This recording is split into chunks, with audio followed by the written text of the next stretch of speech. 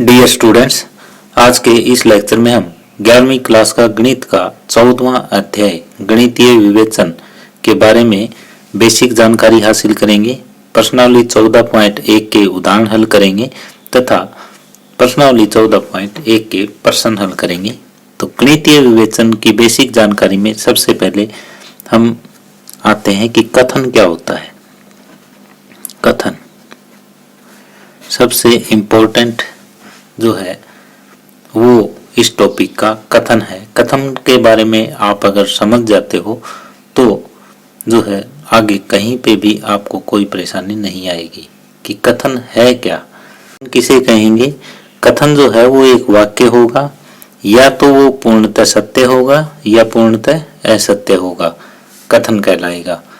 अगर उसका कुछ पार्ट सत्य है कुछ पार्ट असत्य है तो वो वाक्य कथन नहीं कहलाएगा। यहाँ मैं कुछ एग्जाम्पल दे रहा हूँ, फिर आपको ये अच्छी तरह से क्लियर हो जाएगा कि कथन है क्या। जैसे 2 और 2 का योग 4 होता है।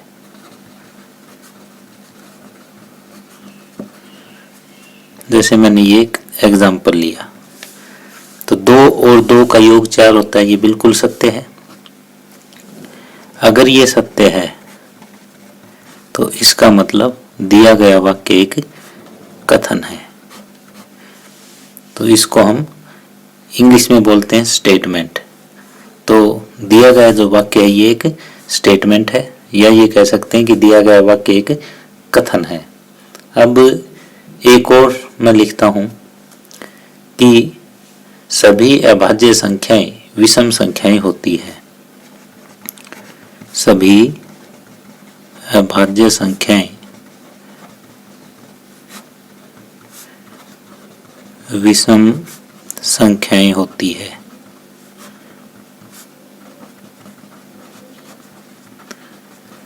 तो यहां देखो, जो सारी अभाज्य संख्या है वो विषम संख्या होती है। क्या ये बात सत्य है? बिल्कुल सत्य नहीं है, ये असत्य है। क्यों? क्योंकि 2 एक ऐसी अभाज्य संख्या है जो विषम नहीं होती। अब जो ये वाक्य दिया हुआ है और ये असत्य है तो ये भी एक कथन है। तो यहाँ मैंने बताया आपको कि एक वाक्य होगा, वो सत्य है तो भी वो कथन है, असत्य है तो भी कथन है। कई बार क्या है कि ऐसा वाक्य जो न तो सत्य हो और न ही असत्य हो, ऐसा वाक्य कथन नहीं कहलाएगा। जैसे मैं यहाँ पे एक एग्जाम्पल ले रहा हूँ कि महिलाएं पुरुषों से अधिक बुद्धिमान होती है। महिलाएं पुरुषों से अधिक बुद्धिमान होती है।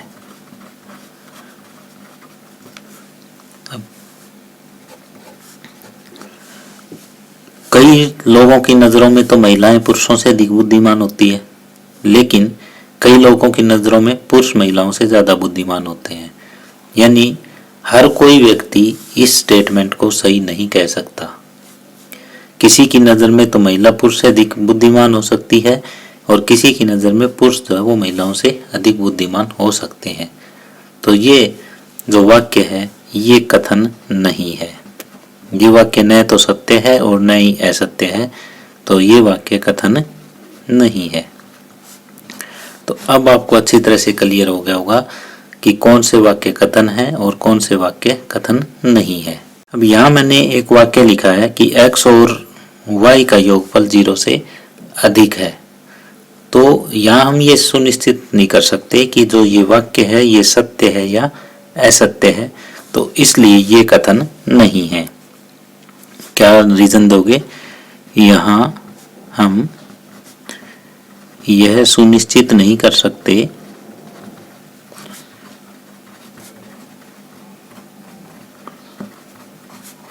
कि वाक्य सत्य है या असत्य, तो इसलिए ये कथन नहीं है। अगर मैं इसको ये लिखता कि सभी प्राकृत संख्याओं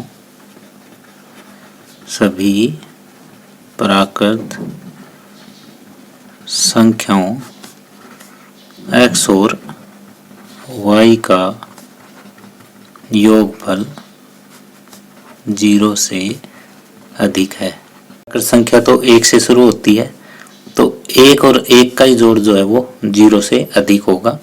तो ये कथन जो है बिल्कुल है, ये वाक्य जो है वो कथन है, क्योंकि जो दिया गया है वो सत्य है। ये वाक्य सत्य है, इसलिए ये कथन है। तो अब आपको बिल्कुल अच्छी तरह से क्लियर हो गया कि कौन सा वाक्य जो है वो कथन है और कौन सा वाक्य कथन नहीं है। अब कुछ एक वाक्यों पे और विचार करते हैं। जैसे कई बार ये आ जाता है, आहा कितना सुंदर दृश्य है।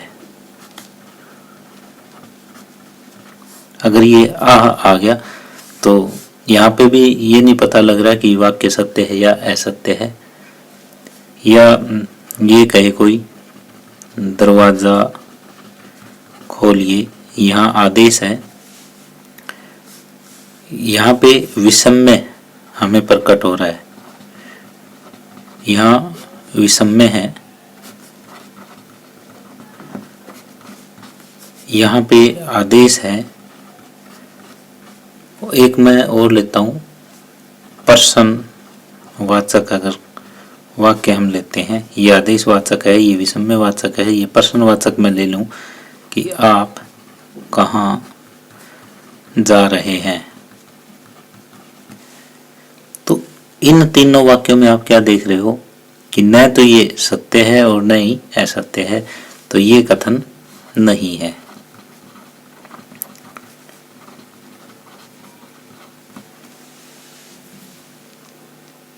अब आगे हम कुछ और वाक्य ले रहे हैं। जैसे कल शुक्रवार है, तो अगर आज वीरवार है तो वाक्य ठीक है, तो ये कथन होएगा। लेकिन हमें तो ये भी नहीं पता ना कि आज कौन सा वार है, तो इस वाक्य के बारे में हम कुछ नहीं कह सकते कि ये सत्य है या असत्य है, तो ये भी कथन नहीं है। जैसे वह गणित की स्नातक है, वह कौन, यहाँ पे कोई स्पेशल है ही नहीं, हम किसके बारे में वह कह रहे हैं, तो यहाँ पे भी निश्चितता वाक्य के अंदर नहीं है, तो ये भी कथन नहीं है। कश्मीर यहाँ से बहुत दूर है, तो कश्मीर यहाँ जो है पता नहीं कौन सी जगह है यहाँ, तो यहाँ से बहुत दूर है, तो यहाँ शब्द आ जाए तो ये भी एक कथन नहीं है। देखो कल परसों आज ये आ जाए, या फिर वो यह वह ये आ जाए।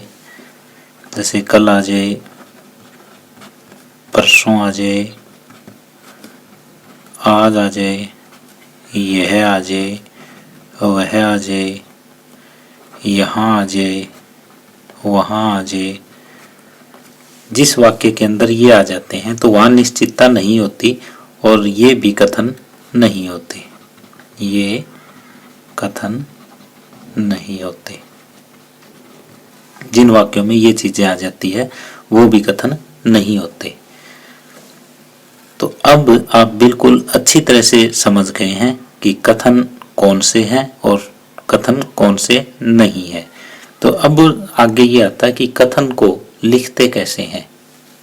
जैसे कथन को ऐसे लिखते हैं, ये P से डिनोट किया जाता है।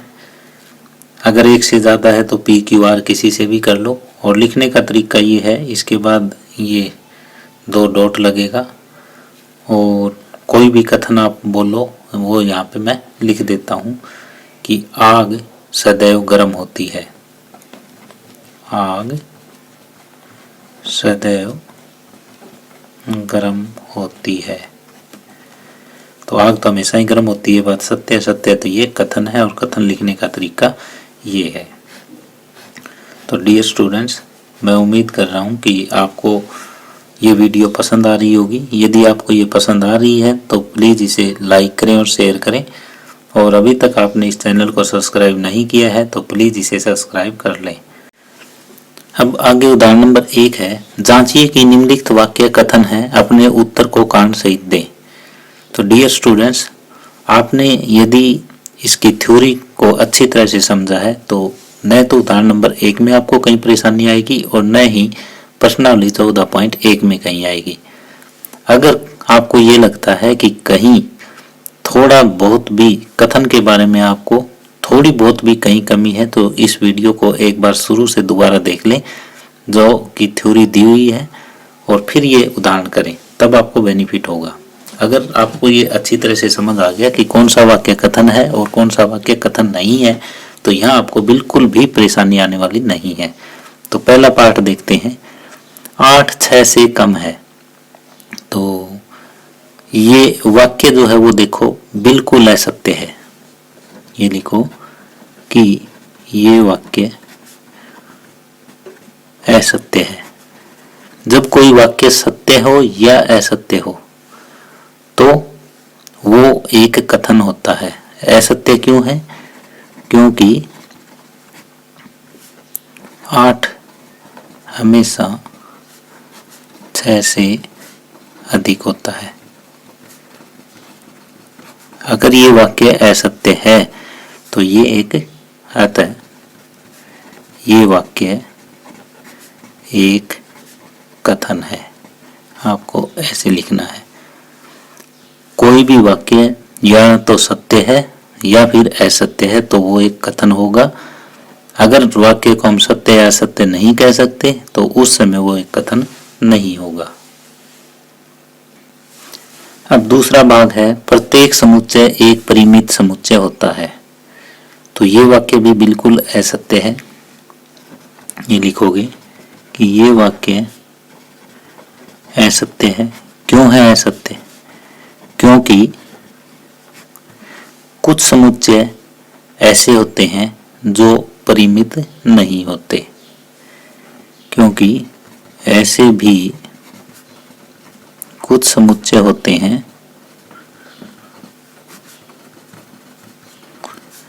जो परिमित नहीं होते। क्योंकि ये तो ये कह रहा है कि सारे समुच्चय जो है वो परिमित होते हैं, लेकिन हम कह रहे हैं कि कुछ समुच्चय ऐसे भी हैं जो परिमित नहीं होते, तो इसलिए वाक्य असत्य है। अगर वाक्य असत्य है तो अतः ये वाक्य एक कथन है।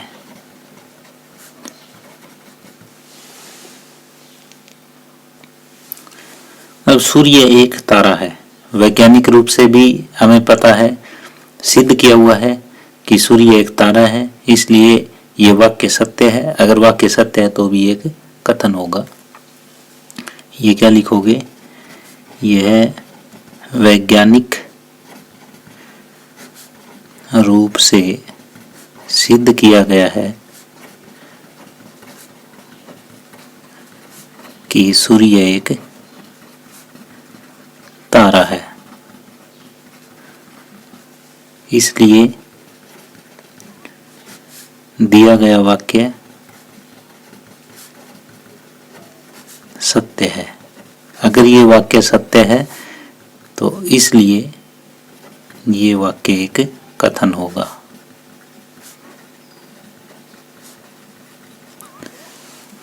वाक्य अगर सत्य है तो भी कथन है, वाक्य असत्य है तो भी कथन है। अब भाग नंबर 4 है, गणित एक कौतुक है। कौतुक यानी कईयों को ये हो सकता है कि कौतुक लगे और कईयों को कौतुक ना लगे, ये व्यक्ति व्यक्ति पे निर्भर करता है। तो इसलिए न तो ये सत्य है और न ही असत्य है। यहाँ लिखोगे कि ये वाक्य न ही सत्य और न ही असत्य कहा जा सकता। क्यों नहीं कहा जा सकता? क्योंकि यह व्यक्ति पर निर्भर करता है कि गणित कौतुक है या नहीं। गणित कौतुक है या नहीं। कईयों को कौतुक लगता है और कईयों को कौतुक नहीं लगता, तो इसलिए ये वाक्य कथन नहीं है, क्योंकि इस वाक्य में न ही तो कहीं सत्यता है और न ही असत्यता है। बिना बादल के वर्षा नहीं होगी, ये 5वां भाग है। तो ये बात सत्य है, क्योंकि जब बादल होते हैं तभी बारिश आती है। ये वाक्य सत्य है। क्यों? क्योंकि जब बादल होते हैं तभी वर्षा आती है। बिना बादल के बारिश कभी नहीं आती, इसलिए ये वाक्य सत्य है। और वाक्य सत्य है तो वाक्य कथन भी है, इसलिए ये वाक्य कथन है।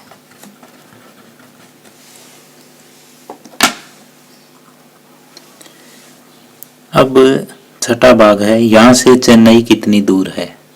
तो यहाँ एक प्रश्न है, जो प्रश्नवाचक वाक्य होता है वो कभी कथन नहीं होता। यहाँ एक प्रश्नवाचक वाक्य दिया है और प्रश्नवाचक वाक्य जो है कभी कथन नहीं होता। प्रश्नवाचक वाक्य कभी भी कथन नहीं होता, इसलिए दिया गया वाक्य कथन नहीं है।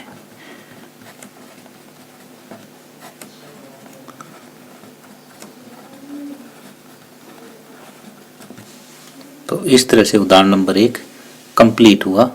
अब आगे हम प्रश्नावली 14.1 करेंगे।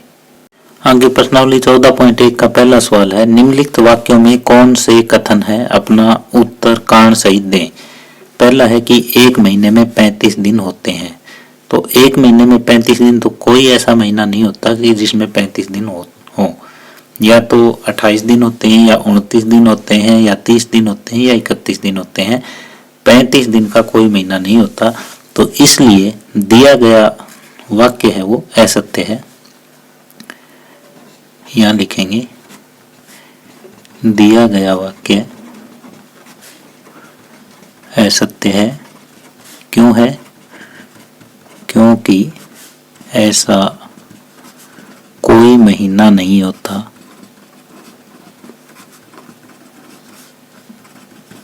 जिसमें 35 दिन हो।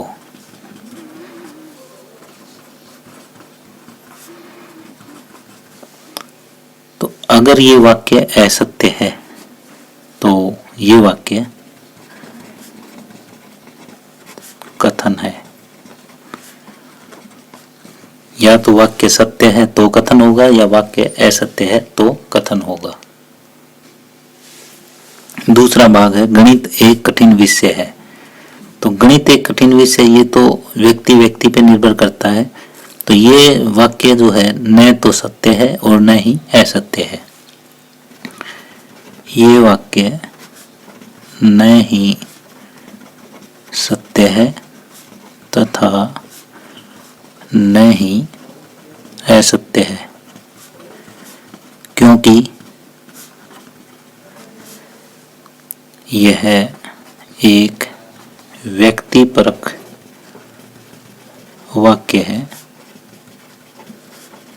जिसमें कुछ को गणित कठिन लग सकता है और कुछ को आसान। जिसमें गणित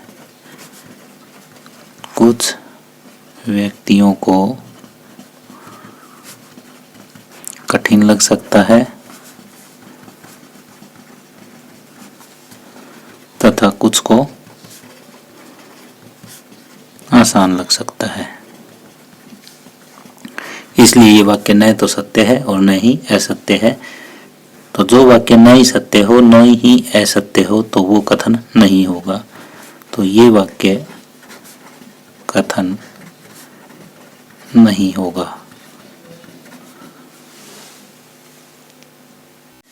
अब तीसरा भाग है 5 और 7 का योगफल 10 से अधिक है। तो ये वाक्य जो है वो सत्य है, क्योंकि 5 और 7 का योगफल 12 होता है जो 10 से अधिक है। तो ये वाक्य सत्य है, क्योंकि 5 और 7 का योग 12 होता है जो कि 10 से अधिक है। तो जब ये वाक्य सत्य है तो इसलिए ये वाक्य एक कथन है। अब आगे चौथा भाग है किसी संख्या का वर्ग एक सम संख्या होती है। तो ये वाक्य जो है वो असत्य है, क्योंकि कुछ संख्याएं ऐसी भी होती है जिनका वर्ग सम संख्या नहीं होती। ये वाक्य असत्य है, क्योंकि सभी संख्याओं का वर्ग सम संख्या नहीं होती, क्योंकि सभी संख्याओं का वर्ग सम संख्या नहीं होता। जैसे 2 का वर्ग करें तो 4 ये सम संख्या आ गई, लेकिन अगर आप 3 का वर्ग करते हो तो ये 9 आएगा जो सम संख्या नहीं है। विषम संख्याओं का वर्ग हमेशा विषम होता है। तो ये वाक्य असत्य है, तो इसलिए ये वाक्य एक कथन है।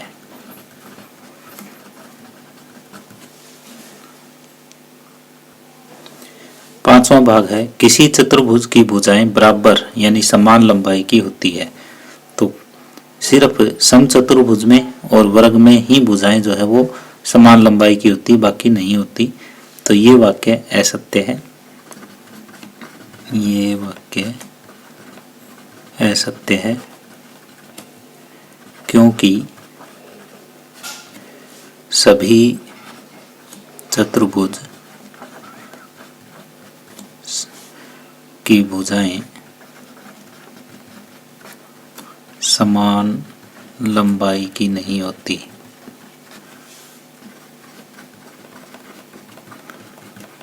बहुत सी चतुर्भुज ऐसी होती है जिनकी भुजाएं अलग अलग लंबाई की होती है। तो इसलिए ये वाक्य एक कथन है। यहाँ पे आपको कथन की प्रैक्टिस इसलिए करवाई जा रही है कि जो बाकी की एक्सरसाइज है वहाँ पे कथन का प्रयोग होगा। अब आगे छठा भाग, छठे पार्ट में है इस प्रश्न का उत्तर दीजिए। तो ये वाक्य कथन नहीं है, क्योंकि इस वाक्य में आदेश दिया गया है कि इस प्रश्न का उत्तर दीजिए। अगर वाक्य आदेशात्मक है तो वो कथन नहीं होगा।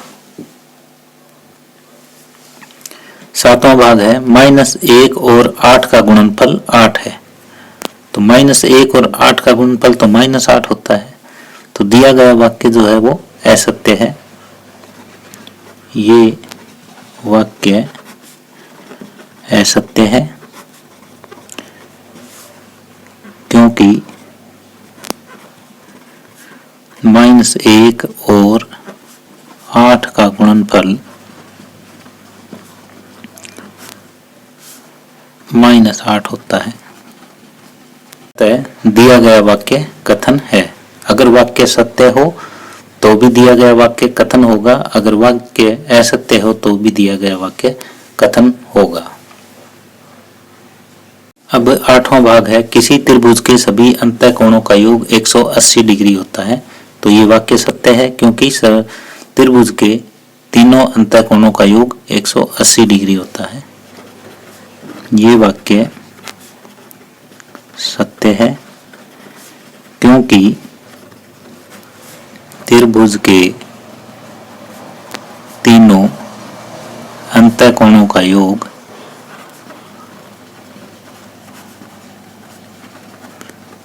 180 डिग्री होता है।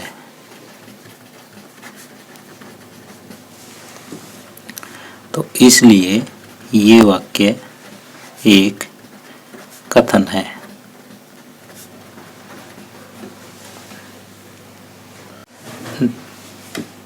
आज एक तूफानी दिन है। तो आज यहाँ निश्चित नहीं है कि आज दिन कौन सा है।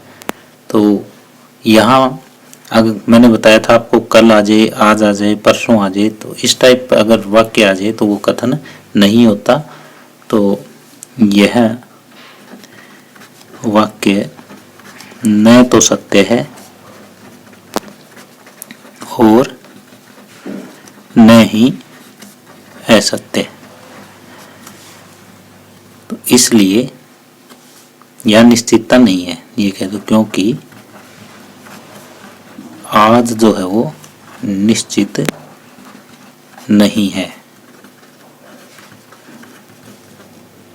इसलिए ये वाक्य कथन नहीं है।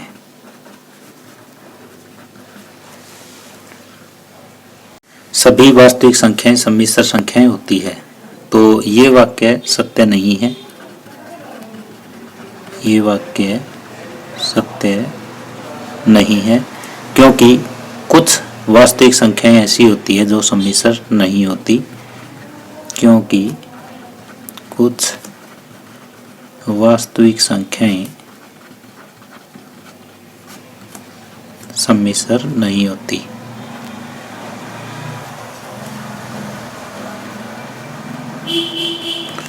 तो अगर कुछ वास्तविक संख्याएं सम्मिश्र नहीं होती तो ये वाक्य सत्य नहीं है। तो इसलिए ये वाक्य कथन है। तो इस तरह से पहला क्वेश्चन कंप्लीट होता है। दूसरा प्रश्न है, वाक्यों के 3 ऐसे उदाहरण दीजिए जो कथन नहीं है। पहला मैं ये कह देता हूं कि मोहन दरवाजा खोलो। मोहन दरवाजा खोलो। यहाँ मैंने आदेश दिया है। ये वाक्य जो है वो आदेशात्मक है, और आदेशात्मक वाक्य जो होता है वो कभी भी कथन नहीं होता। दूसरा मैं एक और ले लेता हूँ कि आज वर्षा होगी। यहाँ पे निश्चितता नहीं है, अनिश्चितता है। यहाँ पे अनिश्चितता है। तीसरा एक और उदाहरण ले लेते हैं, वह एक अध्यापक है।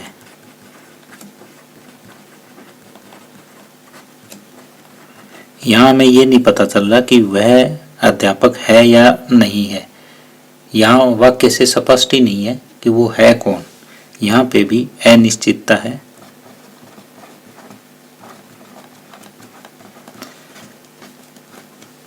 तो अगर ये अनिश्चित वाक्य है, ये तीनों वाक्य ऐसे हैं तो न तो सत्य है और न ही असत्य है, इसलिए ये तीनों के तीनों कथन नहीं है। तो इस तरह से प्रश्न नंबर 2 कंप्लीट होता है, और इसी के साथ ही आज का ये लेक्चर हम समाप्त कर रहे हैं।